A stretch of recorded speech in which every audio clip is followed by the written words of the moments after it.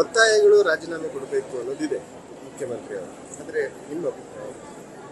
ನಾನು ಇಷ್ಟೇ ಹೇಳಬಲ್ಲೆ, ಹಿಂದೆ ಒಬ್ಬರು ರೈಲ್ವೆ ಮಿನಿಸ್ಟರ್ ಆಗಿದ್ದವರು ಲಾಲ್ ಬಹದ್ದೂರ್ ಶಾಸ್ತ್ರಿ ಅವರು ಅರಿಯಲ್ಲೂರು ದಕ್ಷಿಣ ಭಾರತದಲ್ಲಿ ಒಂದು ಅಪಘಾತ ನಡೆದಾಗ ಅವರ ಹುದ್ದೆಗೆ ರಾಜೀನಾಮೆ ಕೊಟ್ಟಿದ್ದು.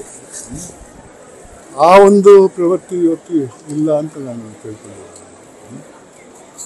ಕೊಡಬೇಕು ಕೊಡಬೇಡ ಅನ್ನೋದು ಅವರಿಗೆ ಬಿಟ್ಟದ್ದು, ಅಧಿಕಾರಿಗಳಿಗೆ ಬಿಟ್ಟದ್ದು. ಇಂಥ ಗಂಭೀರವಾದ ಆರೋಪಗಳಿರುವಾಗ ನನಗೆ ಅನಿಸ್ತಾ ಇದೆ, ಕೊಡದೇ ಇದ್ದರೆ ಕಾನೂನಲ್ಲಿ ಏನು ತಪ್ಪಿಲ್ಲ.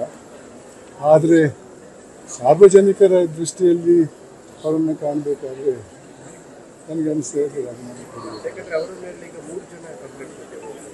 ಅದು ಮಾತ್ರ ಅಲ್ಲ, ಅರ್ಕಾವತಿ ಬಗ್ಗೆನೂ ರಾಜ್ಯಪಾಲರೀಗ ವರದಿ ಕೇಳಿದ್ದಾರೆ.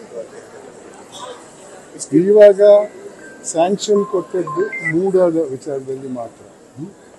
ಆ ವಿಚಾರದಲ್ಲಿ ಹೈಕೋರ್ಟ್ನವರು ಹೇಳಿದ್ದಾರೆ, ಮೇಲ್ನೋಟಕ್ಕೆ ಅದರಲ್ಲಿ ಪುರಾವೆ ಇದೆ ಅಂತ ಹೇಳಿದ್ದಾರೆ. ಆ ಹಿನ್ನೆಲೆಯಲ್ಲಿ ನನಗೆ ಅನಿಸ್ತಾ ಇದೆ ರಾಜೀನಾಮೆ ಕೊಡಬೇಕು ಅಂತ. ಮತ್ತೆ ಅವರಿಗೆ ಬಿಟ್ಟರು. ಈಗ ತನಿಖೆ ಮಾಡಬೇಕಾದ್ರೆ ಲೋಕಾಯುಕ್ತ ಅದರಲ್ಲಿ ಅಂಡರಲ್ಲಿ ಇದು ಒಳ್ಳೆಯದ ಅಥವಾ CBIಗೆ ಅಷ್ಟೇ? ಅದ್ರ ಬಗ್ಗೆ ನಾನು ಹೇಳಕ್ಕೆ ಹೋಗಲ್ಲ ಯಾವುದು ಉತ್ತಮ ಅಂತ. ಒಬ್ಬರು ಲೋಕಾಯುಕ್ತ ಕೇಳಿ, ಇನ್ನೊಬ್ರು ಇದಕ್ಕೆ CBI ಕೇಳಿದ್ದಾರೆ. ಅಲ್ಲ, ಇದು ಸರ್ಕಾರಕ್ಕೆ ಬಿಟ್ಟದ್ದು. CBI ಕೊಡ್ತಾರೋ ಲೋಕಾಯುಕ್ತ ಕೊಡ್ತಾರೋ ಅಂತ ಅದರ ಮೇಲೆ ನಾನು ಟೀಕೆ ಮಾಡೋಕ್ಕೆ ಹೋಗಲ್ಲ. ಯಾರಾದರೂ ಒಬ್ಬರು ಕೊಟ್ಟು ಅದು ಮಾಡಬಹುದು ಅನ್ನೋದು ನನ್ನ ವಿಚಾರ. ಪ್ರಾಮಾಣಿಕವಾಗಿ ವಿಚಾರಣೆ ಮಾಡ್ಬೋದು ಅನ್ನೋದು. ಅದರಲ್ಲಿ ಅವರು ಆರೋಪಿ ಅಲ್ಲ ಅಂತ ತೀರ್ಪು ಬಂದರೆ ಮತ್ತೆ ಅವ್ರು ವಾಪಸ್ ಬರ್ಬೋದು ಹುದ್ದೆಗೆ. ಈ ತೀರ್ಪು ಹೈಕೋರ್ಟ್ ತೀರ್ಪು ಬರುವ ಮೊದಲು ಹೇಳಿದ್ರು ನಾನೇನು ಮಾಡಲಿಲ್ಲ ತಪ್ಪಂತ ಅವ್ರು ಹೇಳಿದ್ದಾರೆ.